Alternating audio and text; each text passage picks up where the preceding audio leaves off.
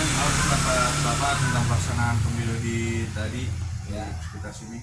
kalau di sekitar sini lingkungan ya, kalau pemilu kemarin lancar-lancar saja ya, tidak ada hambatan atau ya, panitianya juga rapi, artinya benar-benar melaksanakan tugas sebagai panitia dari pemilu itu ya. Jadi kerjanya bagus dan selesainya juga tepat waktu sesuai dengan aturan di pemilu. Gitu. Terus Pak, bagaimana Bapak menilai partisipasi masyarakat dalam politik di sekitar sini itu? Di sini selama ini ya politiknya tidak ada apa ya, bersifatnya politik atau saling menjelekkan, saling ini terhadap ya partai maupun caleg gitu ya. Itu kalau memang ada caleg siapapun kita bebas, artinya tidak politik, nggak boleh dari manapun. Kalau mau silaturahmi ke RT ingin mengenalkan, nah bagi saya silakan saja mengenal, tapi tidak mengharuskan harus pilih ini ya, bebas. Ya, apakah Bapak merasa tadi suara Bapak didengar oleh pemerintah dari sesuai lingkungan semua? Kalau itu kita tetap berdasarkan penghitungan suara ya, lalu kita laporkan kepada langsung kecamatan ke KPU itu aja sih. Tapi selama ini itu lancar-lancar aja. Tadi apa tantangan terbesar yang dihadapi demokrasi di daerah sini, Pak? Kalau tantangan besar itu sebenarnya kayaknya tidak ada, karena dari caleg maupun partai tidak ada yang mengharuskan, misalnya harus pakai ini Pak, milih lumayan. Itu kan berarti kan tantangan besar. Kali ini tidak ada, jadi bebas aja orang memilih siapa ya kan. Di dalam pemilihan partai itu ya bebas rahasia lah, mau tidak boleh, nggak ada yang mau fanatik saya harus ini, gitu enggak. Jadi kita ini bebas aja. Terus seberapa penting peran media dalam demokrasi menurut Bapak? Ya bisa. Media itu bisa juga yang mempengaruhi ini ya, si pemilihan bagaimana ya, itu kan tergantung bagi yang punya informasi itu sering baca habis sering baca di HP ataupun di televisi ya. Cuman kan zaman sekarang tidak begitu ini banget apa ya, artinya kayaknya biasa-biasa aja sih. Kalau menurut saya nggak ada yang nah, cuma kalau pemilih itu wajib harus ada, sebagai warga Indonesia ya harus menjalankan demokrasi.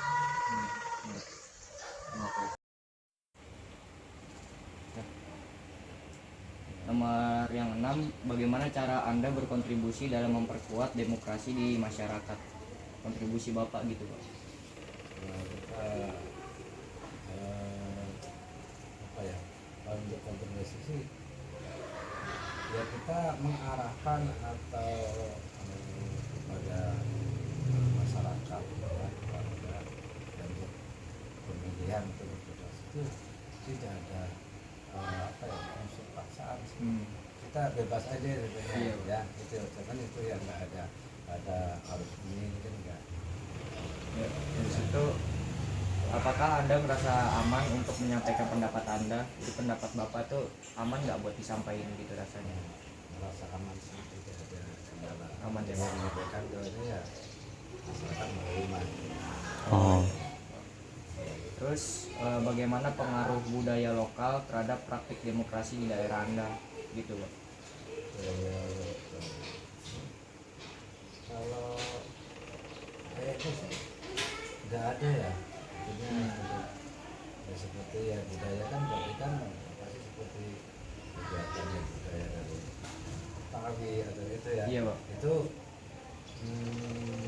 kayaknya nggak ada yang Nggak ngaruh ya?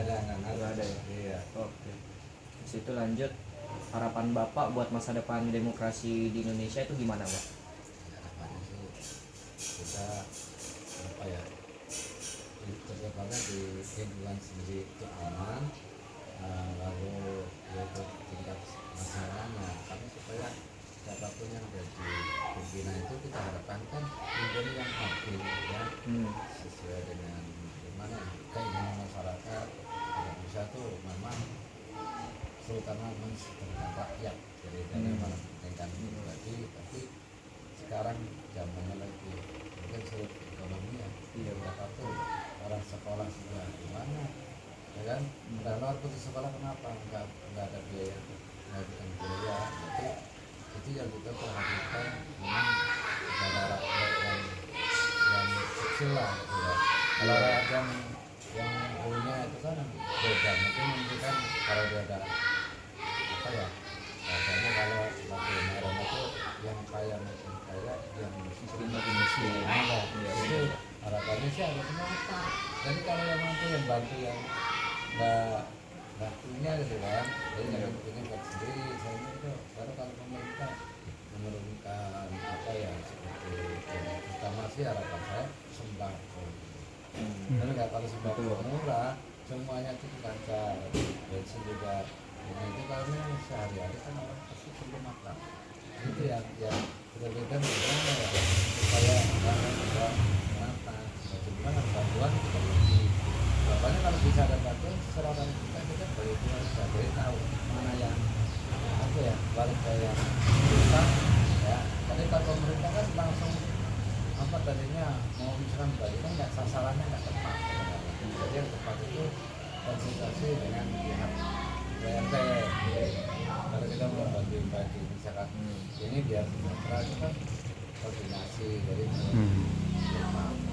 ya, harapannya ya kita makmur lah ya, jadi kalau pimpinannya juga hati bisa membersihkan yang ke bawah, mana yang ini, ya itu baru kita mungkin merasa bisa rakyat merasa tenang ya kan, ya, ada apa ya, ya terata lah dengan Pancasila lah, jadi orang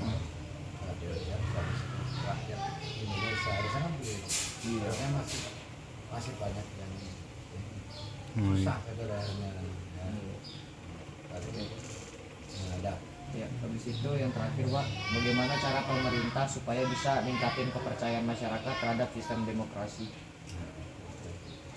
ya, kalau pemerintahnya bisa adil, amanah ya, itu saya rasa rakyat juga cuma ya apapun itu jangan cuma satu daerah, Jakarta aja kan semua menurut Indonesia kan, jadi mau di Kalimantan, di Sumatera atau di Jawa itu kan sebenarnya masih banyak yang orang yang susah untuk makan, apalagi daerah di pensil ya. Mungkin beras tadi kan nunggu panen rasanya, kalau ada ini ya, ada yang di saat sekarang nih masih ada susah untuk makan, boro-boro jadi buah makanya gitu ya. Itu ya tergantung pimpinannya, mudah-mudahan sih ya harapannya tuh jadi semuanya merata gitu. Jadi ya orang bekerja juga, orang lulusan bayangin sarjana ya kan, orang nganggur apalagi nggak SMK nanti kesulitan mencari pekerjaan. Dan kita juga sama punya usaha ya agak sulit untuk, belum jelas ini yang tahun ini apakah usaha juga mulai lagi, ada yang gara-gara pandemi kemarin itu macet semua. Termasuk saya sendiri yang juga akhirnya kan gara-gara pandemi memang banyak yang itu bapak juga kan ya, itu berusaha pandemi beda gitu. Mereka macet berapa tahun ya, mudah-mudahan sih boleh kembali rakyatnya ya tadi menikmati ini, karena biaya-biaya seperti ya, tadi BPJS juga harus ditangani betul. Jangan gara-gara BPJS kadang-kadang ya sakit ya kan, orang maunya bayar tunai baru diatasi kasarnya gitu. Jika apapun sakit ya pada mahal satu dimanfaatkan, tapi ditangani serius. Karena mungkin doang nggak ini, ya kan kewajiban pemerintah ya. Seperti apa sekarang pajak itu kan, orang kalau depan makan harus ada pajaknya, berarti kan semuanya gitu. Dan PBB juga ada pajak segala pada naik kan Iya. dengan ada itu, jadi aduh agak berat ini aku berusaha harus sekian persen gitu. Iya, ya harapannya tetap pokoknya bisa rakyat itu bisa tetap tenang dan ada harapan untuk masa depan itu udah ada ini ya apa namanya ketenangan lah, daripada sekarang kan masih ada yang susah ya, dengan kurang ini dan itu lah itu aja sih Bapak. Oh iya. Oke. Terima kasih banyak ya, Pak. Ya. Ya makasih banyak ya Pak. Assalamualaikum.